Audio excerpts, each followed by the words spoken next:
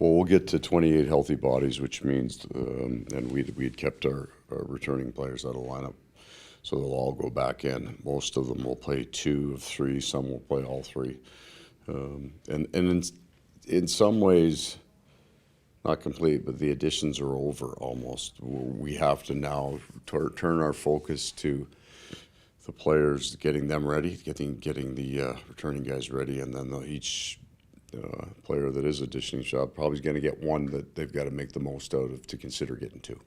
With Mackie Samoskevich still here past this latest round of cuts, him still being here, what does that say about what he's done so far in camp? Well, he's had a good camp, and he's got NHL ready skill for sure. The learning curve in terms of how to apply it. There's something interesting about some very skilled players. The game actually gets easier for them as the cuts get made.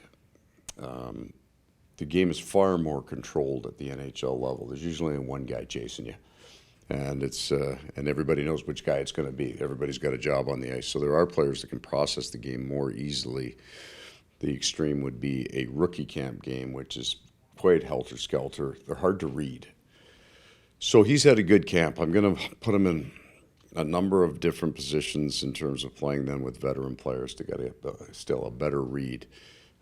We'll get into Tampa. They're at 28 healthy. We're at 28 healthy. So we'll see pretty thick lineups here in the next 3. Both teams just trying to get ready. So these will be good tests for him. And based off what you've previously said, just in terms of the kind of job he would have to fill if he makes the opening night roster, like just trying him out in those spots, and that might mean him taking someone else's spot.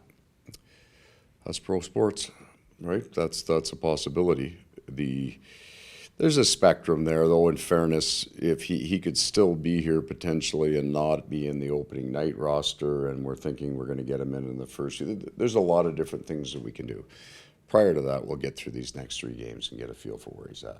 But yeah, I mean, he's not going to sit in the stands for the first 10 games, wait for me to get him in the game. He's playing hockey. In terms of guys that weren't on the ice today, we didn't see Barkey and. So we've got the 3 long-term guys, and then we have 5 short-term guys that weren't on the ice today.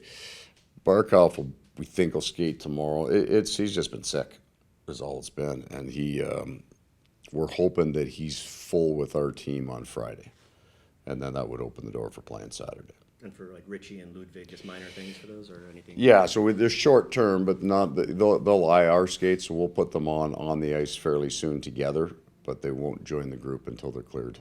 Is Gadjevich the third long-term guy? Correct. That's it, Falls. That's all you needed, right? That's short.